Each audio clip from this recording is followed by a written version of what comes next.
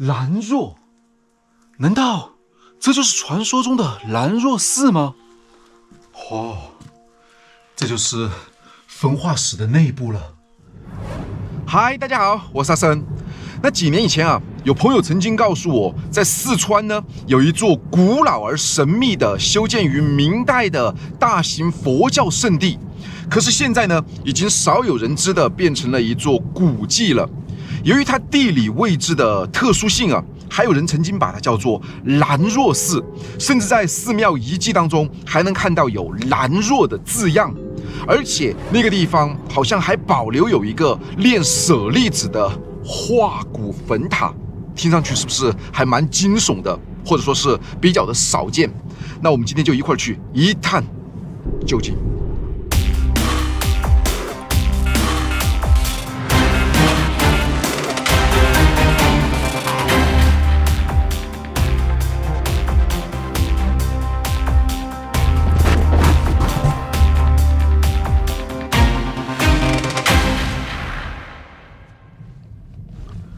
我现在已经驶入到了这一片山林间，你看这个路啊，非常的狭窄，又只能容纳一辆车通行。那据史料记载啊，这座规模庞大的寺庙呢，以前是一个大型的佛教圣地。当时呢，寺庙里面啊有很多主殿，还有无数的偏殿，至少有超过500名以上的僧人呢，在这里啊修法。不过我很好奇的是，究竟是谁会在这一片山林间修建如此规模庞大的寺庙呢？可在这些谜团啊都还没能解开的时候啊，这个寺庙便毁于了一场可怕的战乱。那这场战乱呢，那便是明末时期那个张献忠的农民起义成功以后，他来到四川进行的一场血雨腥风的大屠杀。而这个大屠杀呢，这个地方便是一个非常惨绝人寰的恐怖之地。那是王维一王建的，王维的墓。王爷的墓，那些墓全部都遭盗了，是不是？被盗了，都被盗了。我的这家人都偷走。哦，之前你都遭拿起走了。哦，这家人都。哦。说是解放前，解放前不要好多年了，那是张参忠叫四川。啊，对。把和尚去杀了，这和尚就跑了，又跑到云南那方向是峨眉，跑到峨眉。峨眉的和尚就是早跑到云。哦，那些和尚就跑到峨眉去了。对，跑峨眉去了。哦。要得，好的，好，谢谢了，好，老人家，谢谢。哎，好，再见哈，再见。好。刚才遇到这一个老人家啊，他就跟我说啊，这个寺庙呢就在上面。当时那个张献忠来屠杀四川的时候呢，杀了一大半的僧人，还有一些僧人呢就跑到了峨眉山，还算是比较幸运。而现在呢，寺庙已经都废弃了，很多值钱的东西都已经被盗走了。后来好像重新又新修了一个寺庙，然后里面住了一些居士，大概就是这样。那我们一块儿去看一看。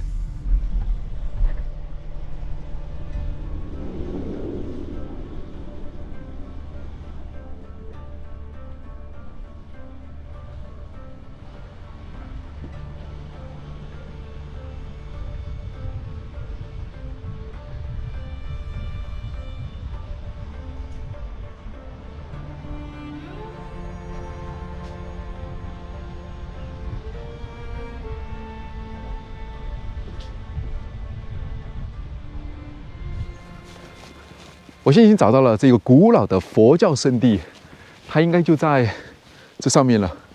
你看，这里是一个竹林间。你有没有发现过，很多的寺庙也好，或者说是道观也好，他们都会隐藏在这样的竹林之间。哇，你看上面还在掉落东西，这两边都是覆盖了积雪。风景特别的漂亮，很幽静。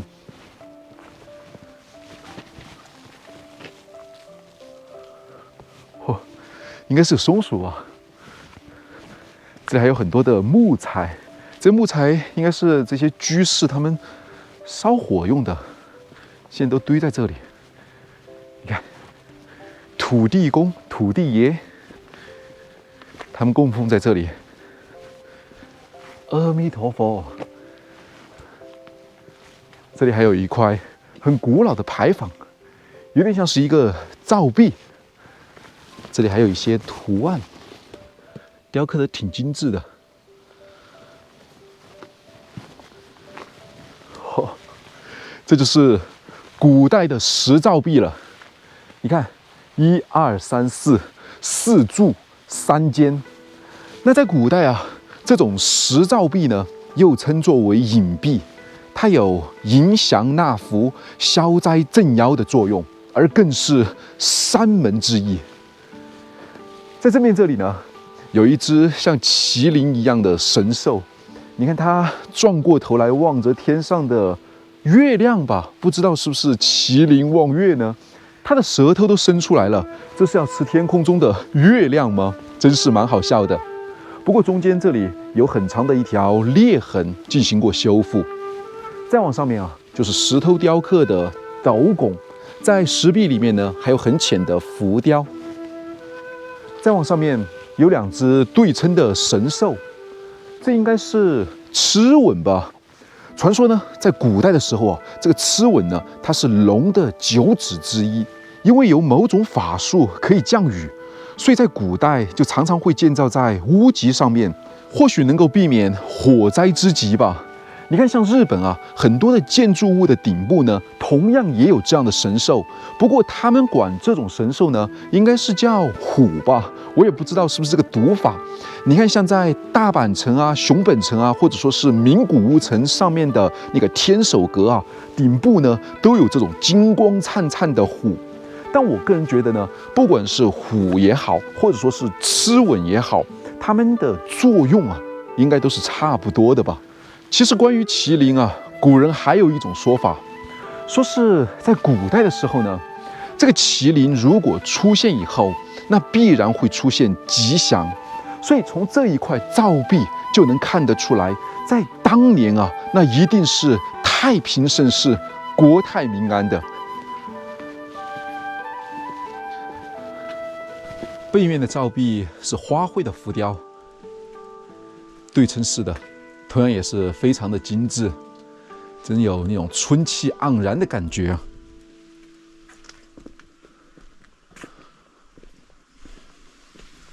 这里就进入寺庙了。你看那边还有很多的养蜂的一些工具。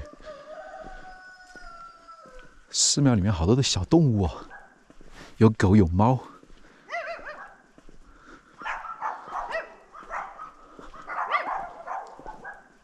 还有鸟，哇哦！参观一下，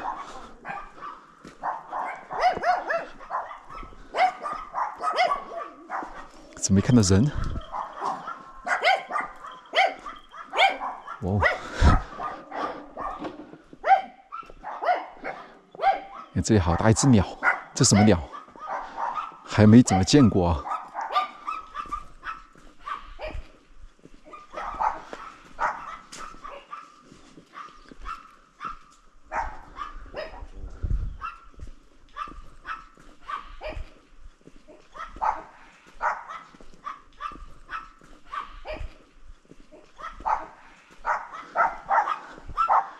这像一个小寨子一样，但是没看到人。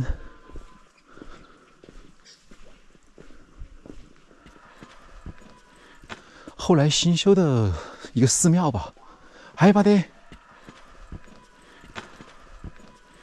这里有一个好古老的碑记啊，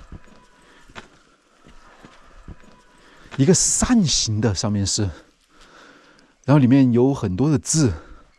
不过看不太清楚了，观音什么？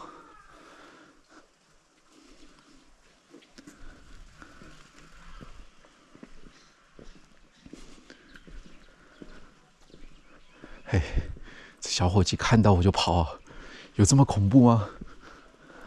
哎，这边还有一个很大的碑记啊，你看，这个碑好高啊！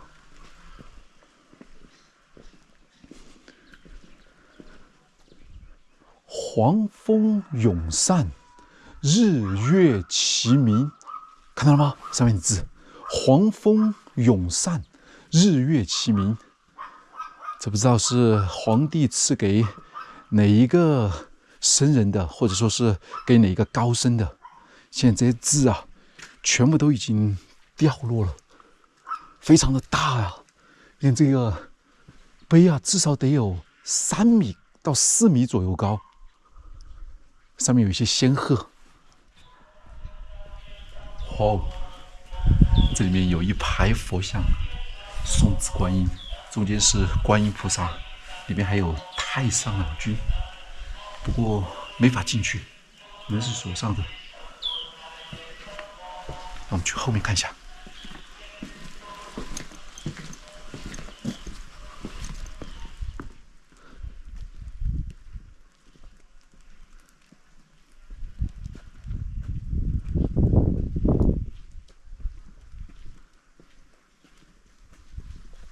你看在那个地方啊，还有一个墓碑，应该是过去的人他们过世以后呢，就安葬在这个地方。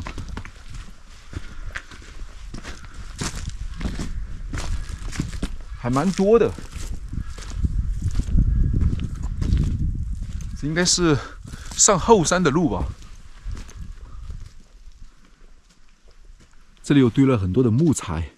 刚才我看这些房子啊都没有装空调，或者说是取暖的工具，那这些人应该就只能用木材啊来生火取暖。这里有一个房子，下面写上了大熊猫国家公园，难道这里面还有大熊猫吗？好长的一条石板梯，这里有一个好像很古老的佛塔，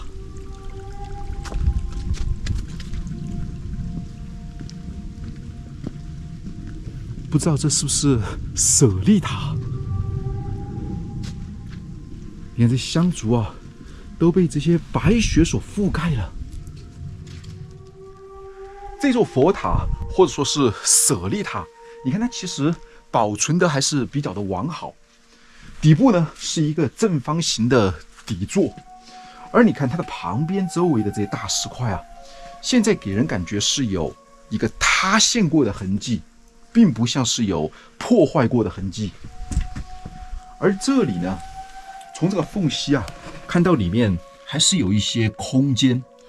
通常来讲，像佛塔或者说是舍利塔，如果底部有宝贝的话，那一般都会有很大的地宫。会不会这个底下也有地宫呢？再往上面啊，是一个6边形的地台，一直延伸上来，这像是一个宝瓶状的塔身。塔身上面有文字，不过现在风化很厉害啊，已经都看不太清楚了。上面这里呢，还有一圈圆形的石台，由花卉啊连在了一起，还是蛮精致的。再往上是一个6人面，每一面有一个文字，刻上了南无阿弥陀佛。再到上面呢，有一个塔身的建造年代，嘉靖壬戌年造，那就说明啊，这一座塔显然是在明代的时候建造的。因为嘉靖的那个年号啊，大约用了40年左右，也就是约莫在1560几年的时候呢，那就建造的这一座塔吧，这是我自己的猜测啊。塔顶呢是一个像桃子一样的形状啊，作为一个尖顶，真是蛮精致的，说明这一座塔非常的古老。而你看，在旁边啊这些地方呢，还有很多的大青石。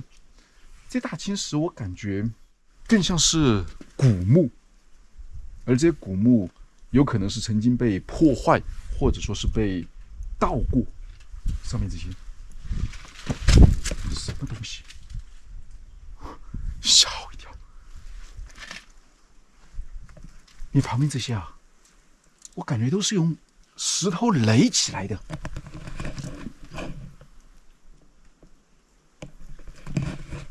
哎，这周围应该是有很多的古墓，确实非常的精致。好，我们继续往上走。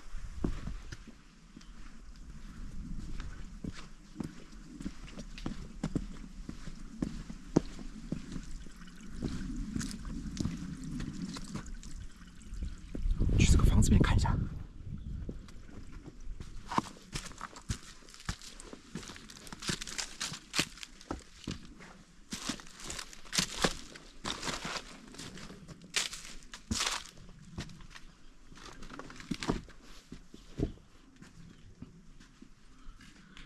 是一尊神龛，这是药王吗？如果是药王的话，他手上应该是拿的一根针，但现在他的手上是拿的一个斧头，而且穿了一身官袍，我就不太认识了。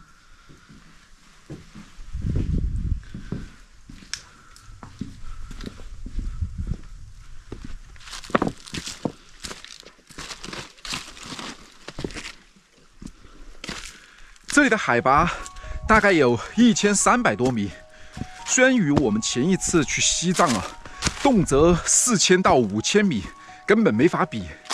但在这样一个被植物环绕、环境清幽、人迹罕至的高山上面修行啊，那在过去也真的算是一个清修之地了。空气啊，真的很棒，而且四周还弥漫着一股野山樱的清香。好长时间没有出来徒步了，哎呀，这种感觉真的很棒。你看，在那个地方又能隐约看到一座牌坊式的山石门了。其实这个路上啊，到处都能看到像古代遗迹一样的废墟，而且周围的这些植物啊，它虽然很茂密，但是大多呢都是一些药材。刚才我就看到了一些黄连，还有一些药草。我想在古代的时候，那些僧人啊，他们也应该是经常就会来到这个山里面采摘药材吧。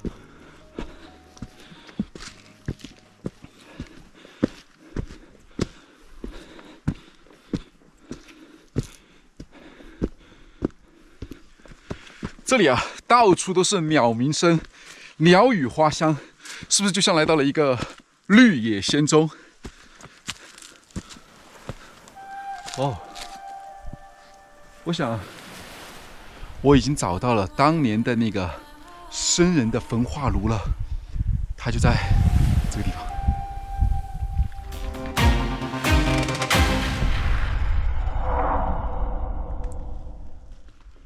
你看这个石牌坊啊，看上去厚重古朴，同样也是4柱3室，每一个立柱上面都还有装饰，这里也有。在这个石匾上面还能看到有文字，有点看不清楚。哎，好像是兰若画台。兰若，难道这就是传说中的兰若寺吗？画台应该就是焚化的意思。哇，真是越来越玄乎了。这个石室啊，从外观来看是一个3重檐，这就是焚化室的内部了。你看啊，里面是正方形的结构，面积大约6个平方米左右吧。地面用的是大青石，中间用碎石啊做了填埋，而后壁呢用的是2个柱子的造型，把墙壁隔成了3间。每一间墙面和立柱上面还有吉祥的云彩的图案雕刻，旁边这里也有。哇！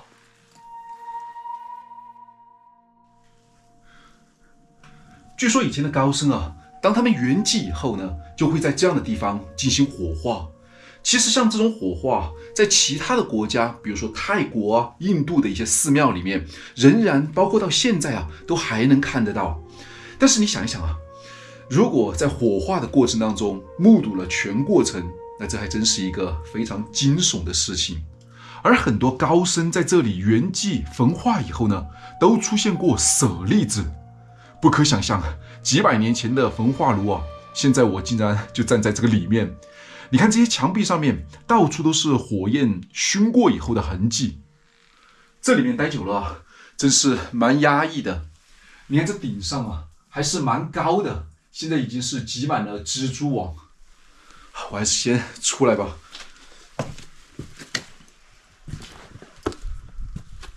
在这个焚化台的上面啊，还有很多的浮雕的图案。刚才我看了一下，左右两边啊各有一条龙守护着这个三重岩，而它的造型是不是和这个焚化台特别的像呢？你看再往上面啊站了几个人，刚才我仔细看了一下，知道他们是谁吗？那这就是大家熟知的在《西游记》里面西天取经的师徒4人。你看左边啊应该是孙悟空，他的腰间啊围着像黄金锁子甲一样的装备，右手拿着金箍棒，眉形呢特别的夸张，脚底还踩着筋斗云。而第二的一个人从面相来看有一点像猪头一样的相貌，这人应该就是猪八戒吧。他的右肩啊扛着钉耙，而前后还挂着包袱。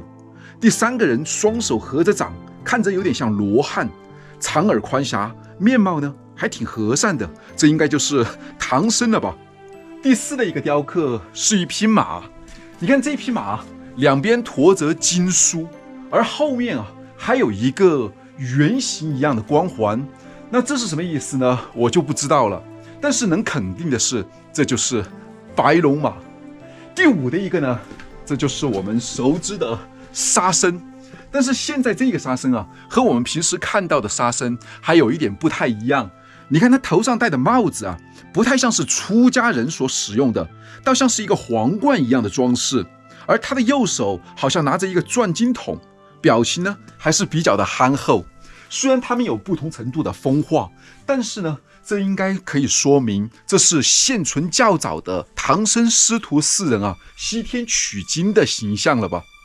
你看这个古老的佛门圣地啊，现在这样的一番景象呢，让我联想到了上一次我们去探寻的，就是盗墓传说啊僧人墓之谜的那一集。当时那些几百年以前的僧人的白骨啊，全部都躺在冰冷的石棺当中，回想起来啊，仍然是历历在目。那在这里啊，曾经整片山据说都是大型的佛门圣地。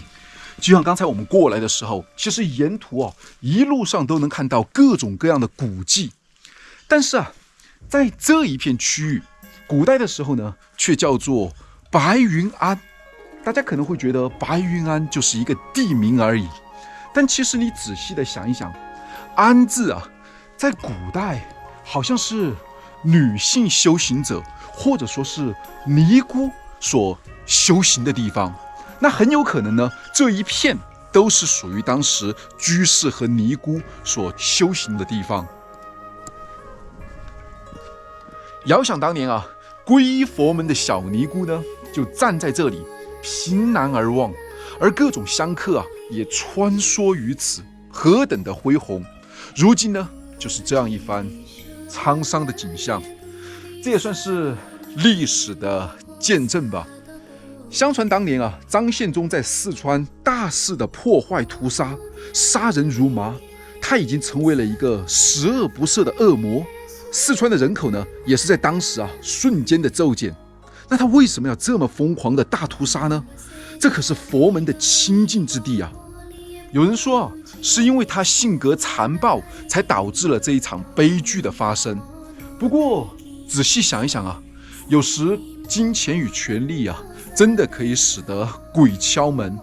就像一个心底善良的人，当他有了权，或者说是有了钱以后呢，就会无限的膨胀，一旦控制不住，就会同样的变成恶魔。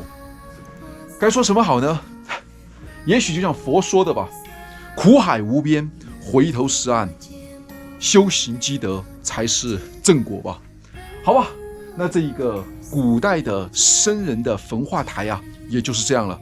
那我的旅行呢，又将继续。那我们下期见。